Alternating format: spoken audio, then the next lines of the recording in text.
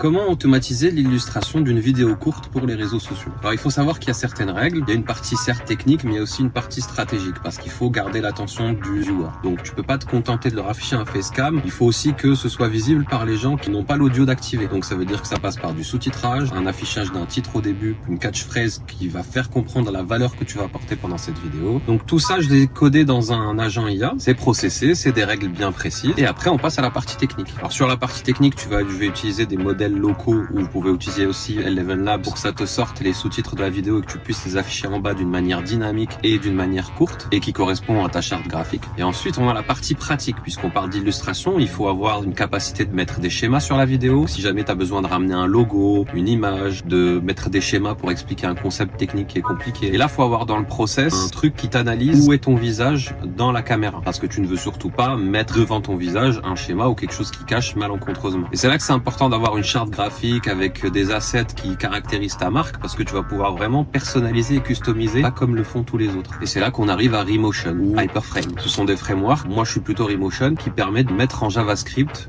des illustrations sur la vidéo, des animations, des schémas. Et c'est aussi important de rajouter dans les skills de l'agent, comme quoi il ne doit pas paraphraser exactement ce que tu dis, mais il doit apporter de la valeur avec les illustrations. Donc voilà, on arrive avec une vidéo qui est déjà prédécoupée, déjà prééditée. On sort avec une vidéo qui est illustrée, avec le sous-titrage et tous les éléments techniques qui permettent qu'elle soit consommée d'une manière audio ou en mute. Voilà tout ce que je peux te dire pour l'instant sur l'automatisation de l'illustration d'une vidéo. Si tu veux en savoir plus et suivre un peu l'aventure et comprendre comment tout ça va pouvoir peut-être évoluer vers quelque chose qui pourra aider les autres, pour l'instant ça m'aide moi, mais est-ce qu'un jour je vais réussir à faire évoluer le truc pour que ça aide les autres? Bah écoute, abonne-toi et puis on verra la suite. Peace.